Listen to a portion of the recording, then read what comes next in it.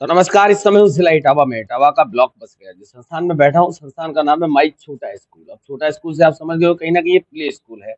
बात करने का और जानने का प्रयास करता हूँ, क्योंकि हमारे हमारे साथ बात करने के लिए उपस्थित हैं यहाँ से मैनेजिंग डायरेक्टर। जानने का प्रयास करता हूँ कि माई छोटा स्कूल की क्या पॉलिसी है, कहाँ की ये फ्रेंचाइजी है, बसरेर जैसे कस्बे में इसको लाने का मोटिव क्या है, और आगे की पूरी प्लानिंग क्या है, यहाँ कौन कौन सी फैसिलिटीज अवेलेबल है। सर, सबसे पहले तो आपका स्वागत है।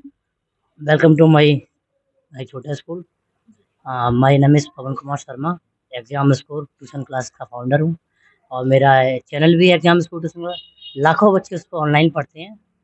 तो सबसे बड़ी कमी हमारी बच्चों में ये दिखती थी कि बच्चे जो हैं क्रिएटिव नहीं बन पा रहे, रटना सीख रहे, हर चीज़ को रटना सीख रहे, लिखना सीख रहे, रटना सीख रहे। कोई भी टीचर उसको ये नहीं सिखा रहा है इसको कॉन्सेप्ट के हिसाब से कैसे लर्न करें, उसको कैसे लिखें। तो प्ले स्कूल का इसीलिए स्टार्टिंग हुई है कि बच्चों को कॉन्सेप्ट और फाउंडेशन क्रिएटिव सिखाया जाए, क्योंकि आजकल जितनी भी जॉबें क्रिएट हो रही हैं सब तो क्रिएटिविटी हो रही हैं। मार्कशीट की परसेंटेज की कोई वैल्यू नहीं है। वही बच्चा बीटेक से निकला हुआ लाखों का पैकेज लेता है, वही बच्चा निकला हुआ हजारों को भी नहीं मिल रहा। सब क्रिएटिविटी का खेल है और ये बच्चों में शुरुआत से आता है। कोई बच्चा जैसे छोटा है, अब मैं मान लो मैंने बच्चों को सिखाया, बिल्कुल माइंड बिल्कुल ओपन खाली है। अब उसको आपने सुना दिया टेबल है, तो वो टेबल सीड हो गए। उसको चेयर सिखा दी, उसके माइंड में चेयर सेट हो गई। अब वो चेयर ही बोलेगा, आप कुछ भी बोलो, कुर्सी बोलो तब भी आपसे बोलेगा ये चेयर है। तो स्टार्टिंग में बच्चों की प्ले ग्रुप की फाउंडेशन इसी वजह से होती है कि बच्चों का क्रिएटिव थिंकिंग लेवल ऊपर जाए।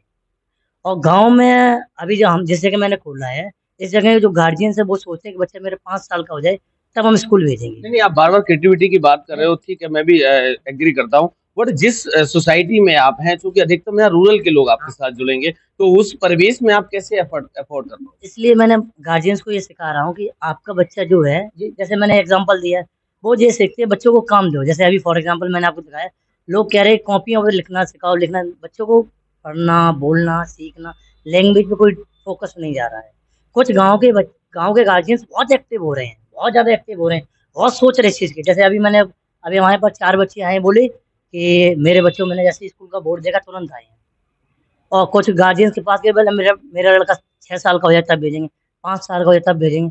तो ये धीरे धीरे जब प्रयास करेंगे, जैसे मोहल्ले का बच्चा आएगा, पड़ोस का आएगा, फिर वो सीखेंगे इनका बच्चा बहुत अच्छी लैंग्वेज सीख रहा है, तो वो भी गार्जियंस हमारा एफर्ट डालेंगे, हम ही भेजें। तो ये मेरा मोटिव है कि गांव गांव तक पहुंचे।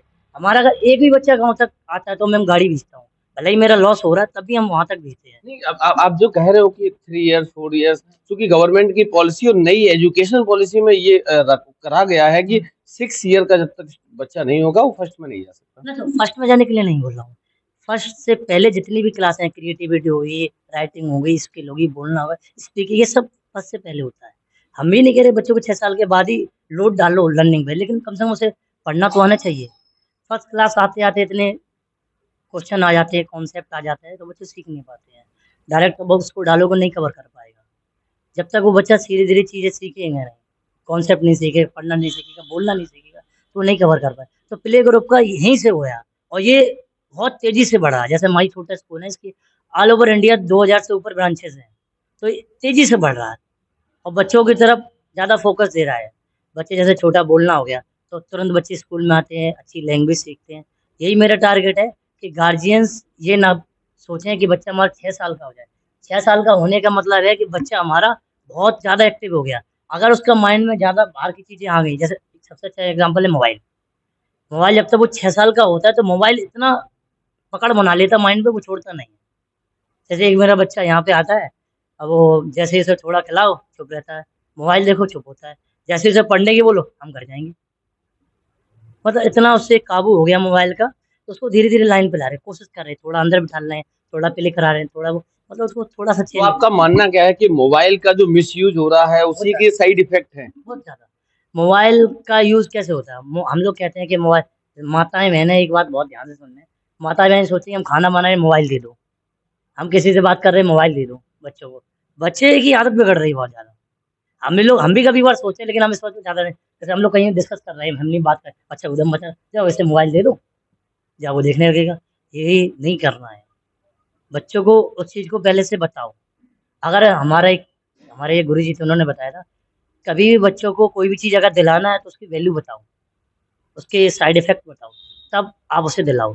और छोटे बच्चों को इन चीज़ों से दूर रखो। अच्छी-अच्छी कितने भी गलती कर रहे हो डाँटो मत। हम लोग डाँटते ज़्यादा है, तो बच्चा उतना ही पढ़ाई से डरता है। कुछ बच्चे पढ़ाई के नाम से अच्छे होते हैं, कुछ स्कूल के नाम से डरते हैं इस चीज़ के लिए। तो मेरा यही सोच है, हमारे यहाँ एक बहुत बड़ा इफ़ेक्ट भी है छोटे बच्चों के लिए, टेबल टीचर होता है। टेबल टीचर मतलब एक टेबल पे अगर 10 बच्चे बैठे हैं तो एक टीचर होना चाहिए। ये नहीं पूरी क्लास लगी 40 बच्चों की, एक बच्चा बैठा है, कॉपी ला रहा है, होमवर्क दे रहे हैं, चेक कर रहे हैं और इससे कुछ नहीं हो सकता, कुछ भी नहीं बदलेगा। हमारी ट्यूशन सेंटर भी है, उस ट्यूशन में भी यही काम कराते हैं। 1 घंटे हम डेली उसको लर्न कराते हैं, चाहे भले 2 लाइन लर्न करे, चाहे 4 लाइन करे। अगर वो आज 2 लाइन लर्न करेगा तो नेक्स्ट वीक वो 4 लाइन लर्न करेगा। माई छोटा स्कूल की जो पॉलिसी है वो एजुकेशन की पॉलिसी क्या है, कैसे आप टीच करेंगे? ना मेरे जैसे हमारे में 4 स्टेप आते हैं। पहले बच्चे को सोचने में स्पीक पे सबसे पहला स्टेप मेरा आता है स्पीक पे। बच्चे को कुछ कॉपी का लोड नहीं है, बस उसे कर्सिव हैंडराइटिंग है, ये एप्पल है, ये सेब है, ये टेबल है, आपको मम्मी को ऐसे बोलना है, पापा को ऐसे बोलना है, स्पीक तक है। उसपे कॉपियों का कोई लोड नहीं है, अगर नहीं पढ़ रहा कोई दिक्कत नहीं। लंच से पहले उसे एक्टिविटी, लंच के बाद थोड़ा-सा उसको समझाना, ये ऐसे बोलना। उसके बाद थोड़ा आता है हमारा थिंकर, थिंकर अब वो सोचेगा, अगर ये अगर इसका कलर रेड है, तो किस चीज़ का कलर और रेड है? जैसे एप्पल का रेड कलर है, तो वो सोचेगा किस किस कलर का रेड है? जैसे हम बहुत सारी चीज़ें उसको दिखाते हैं, तो किस-किस थिंग की चीज़ का रेड कलर है? फिर हम थोड़ा क्रिएटिव पे पहुँचते हैं, क्रिएटिव का मतलब जैसे ए फॉर एप्पल। सभी को ज़्यादातर मोस्टली बच्चे जब 1 क्लास पास आउट करते हैं, उनको ए फॉर एप्पल ही पता होता है। लेकिन ए फॉर एप्पल नहीं होता, ए फॉर आंट भी होता है, एरोप्लेन भी होता है, बहुत सारी चीज़ें होती हैं। तो ए लेटर से बहुत सारी चीज़ें सिखाई जाती हैं।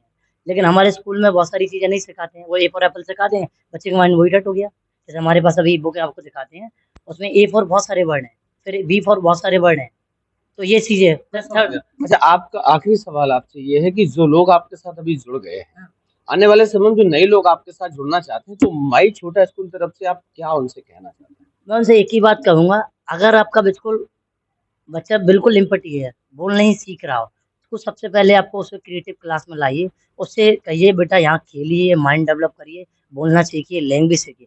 ये सबसे बड़ा डिफरेंट गाँव में यही है, सिटी में क्या लैंग्वेज का। हम लोग सिटी में बच्चे गाँव क्यों भेजते हैं? कि वो लैंग्वेज सीखें। बोलना एक बार सीख गए अच्छे से तो पढ़ाई ऑटोमेटिक सीख जाते हैं। आप देखते हो बहुत महँगा स्कूल है, लैंग्वेज में कोई फ़र्क ही नहीं है। बहुत सारे अच्छे स्कूल चले, लैंग्वेज कोई फ़र्क नहीं है। जैसे बहुत सारे छोटे स्कूल चल रहे हैं, एडमिशन फुल हो जाते हैं।